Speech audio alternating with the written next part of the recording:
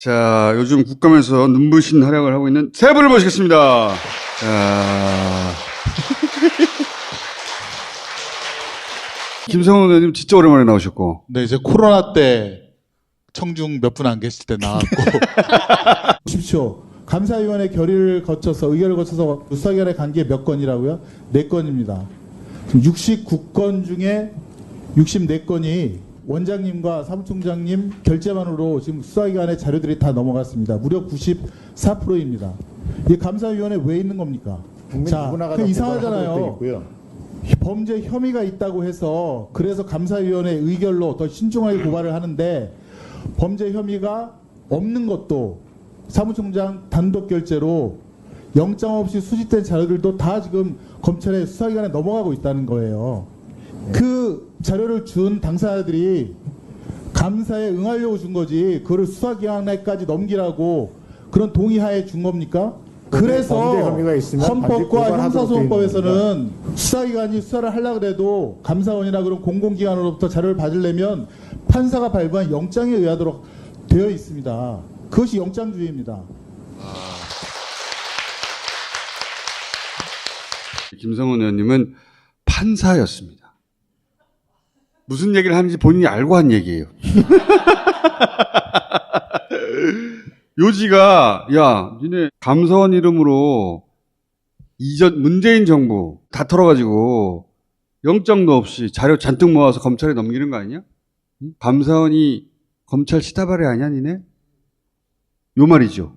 네, 그렇습니다. 검찰이 못 가는 곳에 범죄 혐의가 뚜렷하지도 않고 갈 수 없는 곳에 감사원이 먼저 가서 포렌식을 통해서 모든 자료들을 수집한 다음에 영장도 없는 거예요. 거기에는 수만 명의 공무원, 그 가족들, 의료 기록, 차량 이용 기록, 아마 트럭으로 몇 대 분량일 것 같은데요.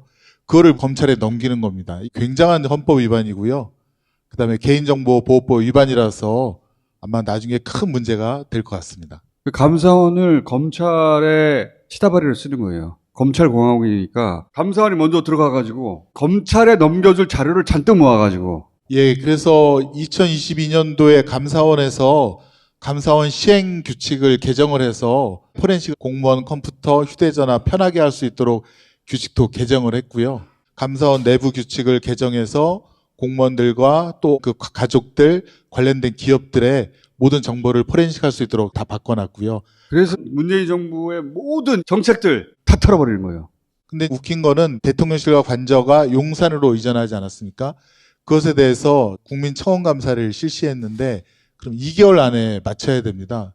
근데 그거는 10개월 동안 그 감사는 하지 않고 있다는 거죠. 그러니까 검찰공화국에서 자기 손발로 감사원을 쓰는 거예요.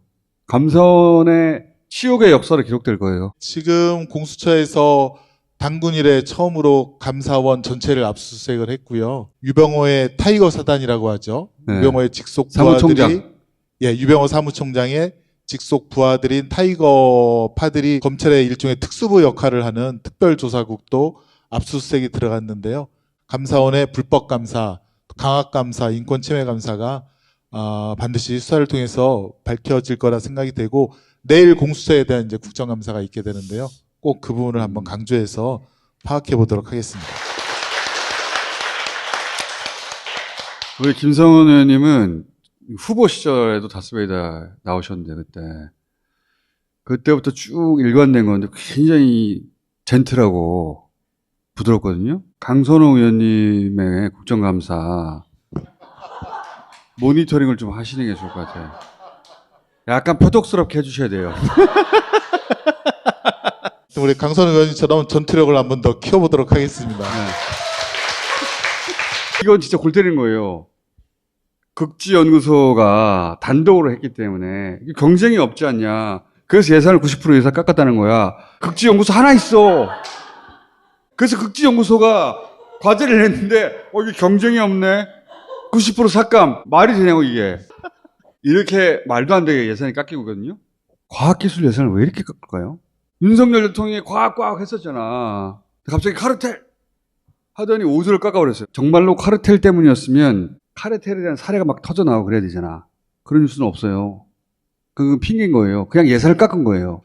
일단은 뭐 도사님이 한 분 떠오르고요. 첫 번째는 합리적으로 생각하면 지금 세수가 60조 펑크나지 않았습니까? R&D 같이 중장기적인 거잖아요. 예컨대 내년 총선이라든가 이런데 효과를 보는 게 아니지 않습니까? 이런 것들은 무조건 쳐내고 대신 뭐 자유총연맹이니 이런 데다가 총선에 써먹을 만한 단체들은 지금 한 뭐 700억 이상 막 예산을 퍼주거든요. 그런 좀 선거를 위한 목적도 있지 않는가, 합리적인 그냥 추론을 해봅니다. 제가 윤석열 정부가 했던 모든 결정 중에 제일 이상한 결정이에요. 대부분은 그 수혜자가 분명히 있거든요. 일본 좋으라고 한 거는 수혜자가 일본이야.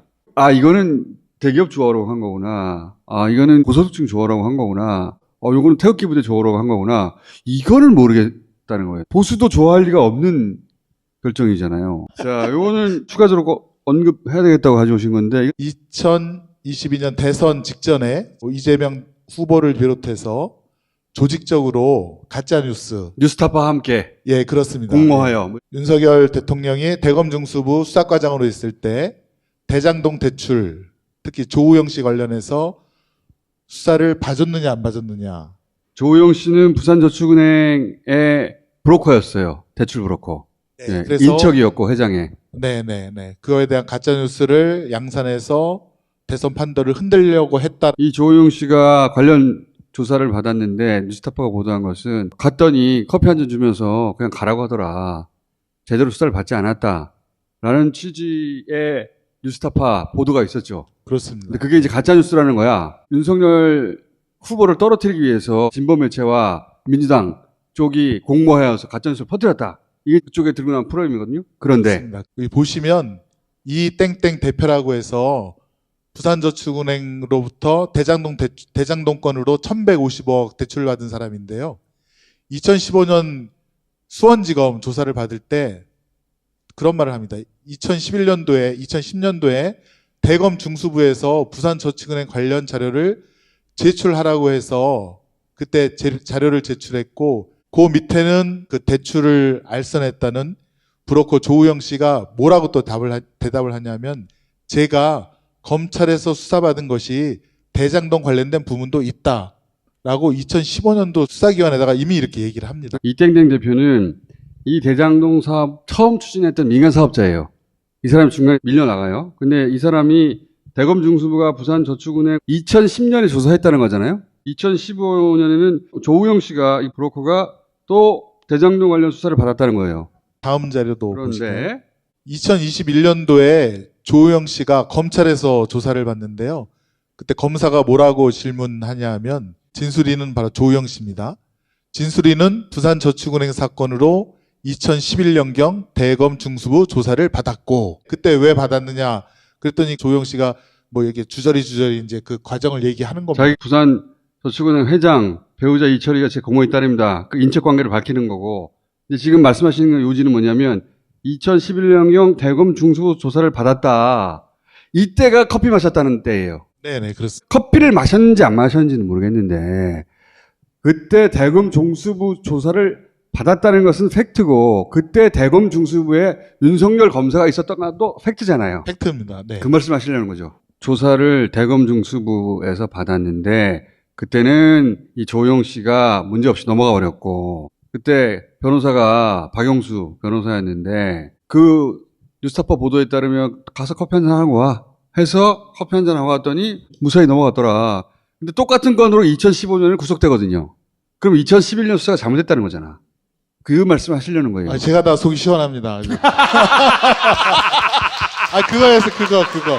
그때 2011년도 부산저축은행 그 대검 중수부 수사할 때 수사관이 133명이 투입돼서 수사를 해요. 133명. 3,800명을 불러서 조사를 합니다.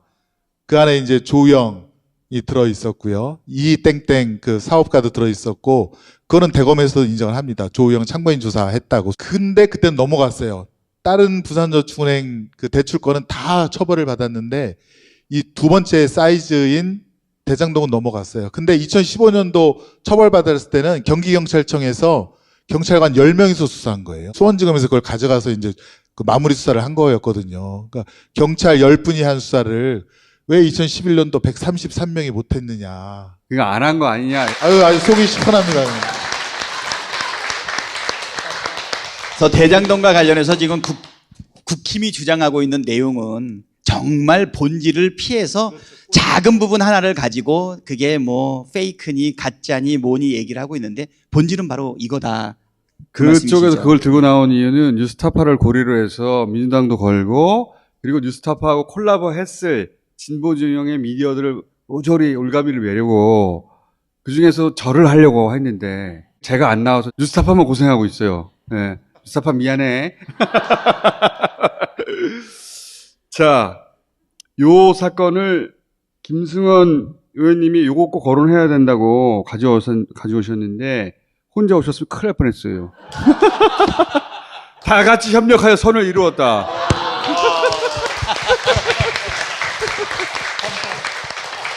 자, 국감 아직 남았거든요. 예, 나머지 다 끝나고 나서 또 다시 모시도록 하겠습니다. 감사합니다. 네, 감사합니다.